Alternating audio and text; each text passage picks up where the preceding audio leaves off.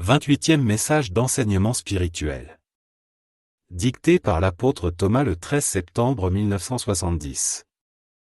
Rio de Janeiro, Brésil. La venue du Seigneur Jésus et son installation sur le sol terrestre, en plus d'accomplir la promesse faite il y a 2000 ans à ses auditeurs en Palestine, a un objectif très important pour les âmes incarnées. La présence du Seigneur Jésus sur terre, accompagné de plus d'une centaine de conseillers, changera certaines conditions qui prévalaient jusqu'à présent dans la vie des êtres humains.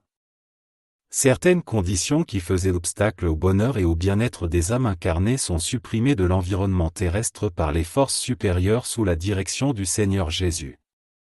Avec la suppression de ces conditions, provenant d'un ensemble vibratoire d'un niveau bien inférieur à celui des âmes incarnées, l'expérience humaine se sentira grandement soulagée, procurant désormais un plus grand bonheur à tous les hommes et à toutes les femmes.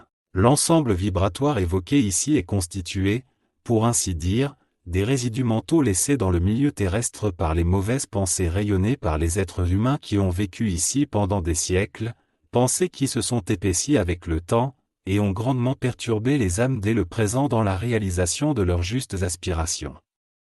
Pour une meilleure compréhension, le Seigneur précise que de tels résidus mentaux de la plus basse qualité se sont lentement rassemblés et sont devenus des égrégores incontrôlables qui harcelaient les êtres humains, et à tel point qu'ils sont devenus responsables de maladies plus ou moins graves, qui ont atteint l'humain.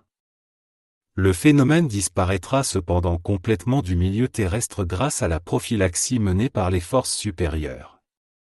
Si les hommes pouvaient voir avec les yeux de leur corps le mal condensé dans l'environnement dans lequel ils vivent, provenant de l'émission de pensées nocives rayonnées par un grand nombre d'esprits humains, chacun s'efforcerait de contrôler ses propres pensées, lorsqu'il sentirait son désagrément. Cela vaut la peine d'insister sur le sujet pour une meilleure compréhension de tous.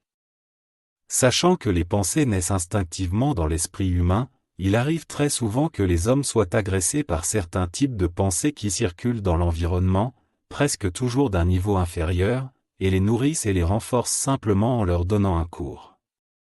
Ces pensées deviennent souvent des idées vives qui assaillent l'esprit de nombreuses créatures rencontrées sur le chemin et peuvent inciter les esprits les plus faibles à commettre des actes indignes ou répréhensibles. Ce type de pensée se transforme souvent d'idées simples en êtres vivants et actifs, responsables de nombreuses procédures regrettables.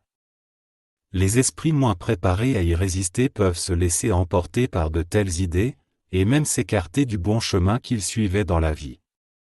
De simples idées, ces pensées se transforment souvent en êtres vivants et actifs et sont responsables de nombreux événements regrettables. Les esprits les moins préparés à y résister peuvent se laisser emporter par ces idées et même s'écarter du droit chemin qu'ils suivaient dans la vie. Mais il existe aussi un facteur aggravant l'utilisation de ces mauvaises pensées par des forces astrales négatives, c'est-à-dire des âmes qui se sont livrées à la pratique du mal pendant leur incarnation et qui, incapables de s'élever dans le monde des esprits, restent dans l'environnement terrestre pour perturber ceux qui y vivent paisiblement. Cette situation est cependant en train d'être éliminée par les mesures mises en place par les forces supérieures sous la direction du Seigneur Jésus, et devrait disparaître complètement à court terme. Et sans ce fardeau qui a tant nui aux âmes incarnées, chacun vivra selon ses propres pensées. Et il faut espérer que toutes les créatures seront libérées des influences négatives. Il est très important que chaque âme incarnée prenne conscience que sa vie terrestre peut être et sera le produit de ses pensées.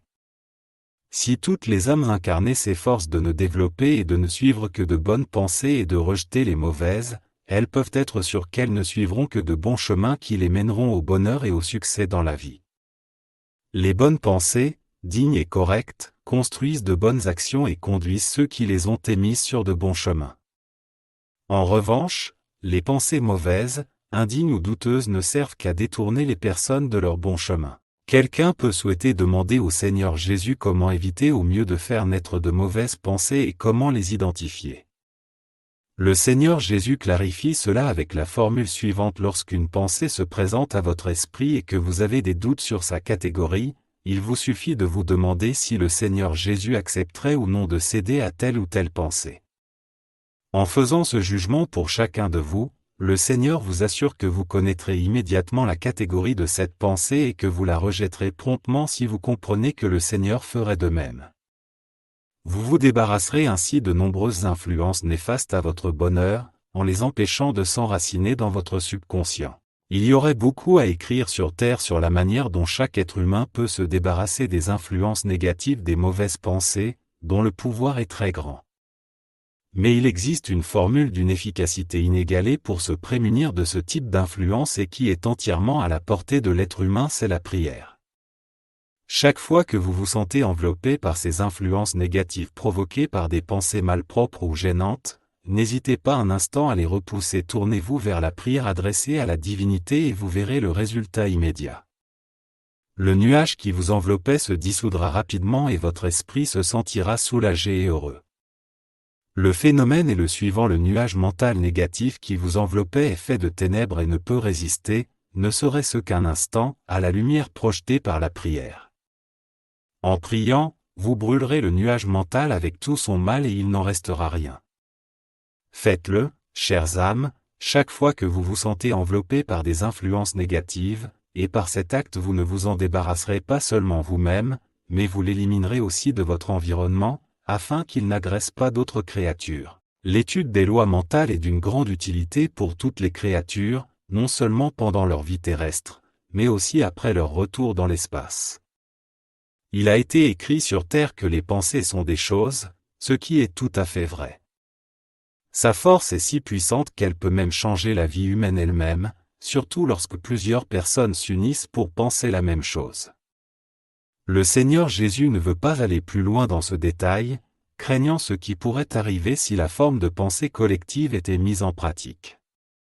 Le Seigneur insiste cependant sur la nécessité pour chaque être humain d'apprendre à sélectionner ses pensées, et à se débarrasser des pensées des autres lorsqu'elles lui semblent gênantes. Cela, soyez-en sûr, vous permettra de bien vous comporter et de réussir dans la vie.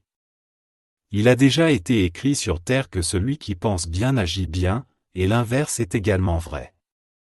Il a également été écrit avec toute la vérité voulu que chaque homme est le produit de ses pensées, et il en est ainsi. Celui ou celle qui s'efforce de penser à ce qui est juste, convenable et raisonnable et qui rejette toute pensée contraire, cet homme ou cette femme n'aura aucune déception dans sa vie parce que ses pas ont été faits dans la conscience de ce qui est bon et juste. Lorsque l'humanité entière sera dotée de cette grande vérité, lorsque tous les êtres humains s'intégreront dans la connaissance des lois mentales et agiront en conséquence, ce jour-là, la Terre cessera d'être l'école primaire du présent et deviendra un authentique paradis terrestre, ce paradis de votre imagination. Mais c'est facile, âme que j'estime. Les lois mentales sont à la portée de quiconque veut les étudier, et elles sont faciles à comprendre. Voulez-vous les connaître correctement et les mettre en pratique? Voici ce que vous devez faire. Vous n'avez pas besoin de suivre un cours terrestre ni d'engager un professeur. Il vous suffit de consacrer 15 minutes de vos 24 heures quotidiennes à l'apprentissage. Vous qui avez déjà pris l'habitude de prier avant de vous coucher, commencez après votre prière une méditation de 15 minutes, l'esprit fixé sur la connaissance et le fonctionnement des lois mentales, celles qui régissent la pensée universelle. Vous commencerez ainsi un parcours qui vous sera très utile dès votre vie actuelle, et qui durera des siècles et des millénaires, pour votre plus grand profit. La connaissance et le fonctionnement des lois mentales seront transmis à votre esprit pendant votre méditation par des entités spécialisées du monde spirituel, enrichissant considérablement vos connaissances, ce qui fera de vous des créatures véritablement supérieures à votre environnement. Le fait que vous ne puissiez pas entendre la parole des maîtres ne signifie pas que votre apprentissage soit diminué car, en vérité, votre esprit l'a entendu et assimilé comme si vous l'entendiez avec les oreilles de la matière. Voilà une indication de grande valeur, chères âmes, que le Seigneur Jésus vous offre dans ce message, dans l'immense désir de toutes les âmes incarnées d'enrichir leur vie.